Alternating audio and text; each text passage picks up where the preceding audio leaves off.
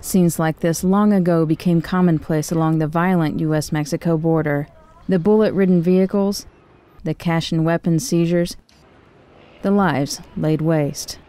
The business is drug trafficking, but the products are soaring death tolls, gang violence, and national security challenges that raise complicated questions about sovereignty, corruption, and resources for both the United States and Mexico. The political mandate on both sides is clear, but the solutions for securing the border remain elusive. The border is essentially 2,000 miles of nearly undefended territory between the world's largest drug consumer and a country that has so far evolved to be a great transit state for drug cartels. This is a Stratfor special report.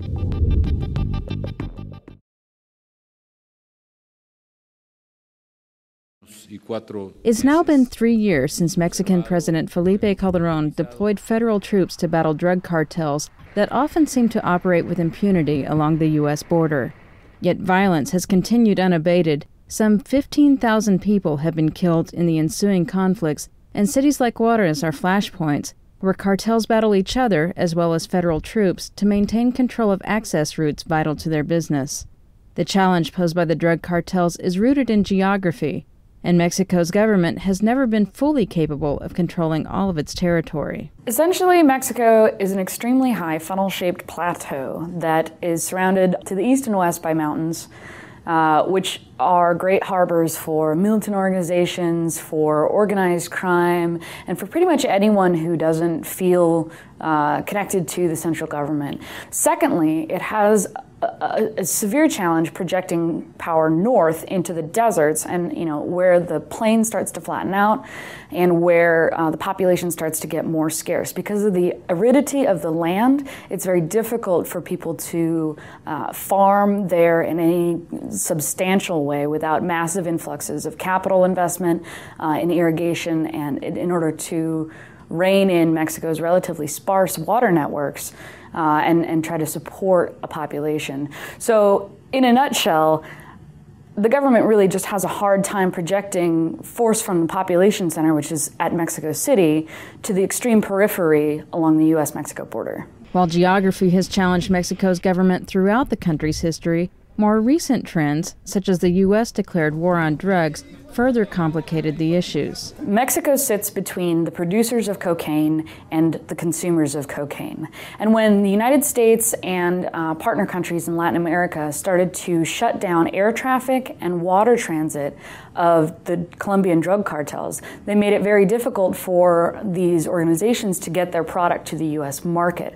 That forced these cartels to start using land and combo sea-based routes in order to travel up the Isthmus of Central America and into Mexico. What happens is that because of the severe terrain differentiation inside Mexico and the mountains that separate the country into many distinct regions, cartels have been able to secure hold of specific zones of the country and consolidate their own power, gain the loyalty of local residents, and operate outside the aegis of the state.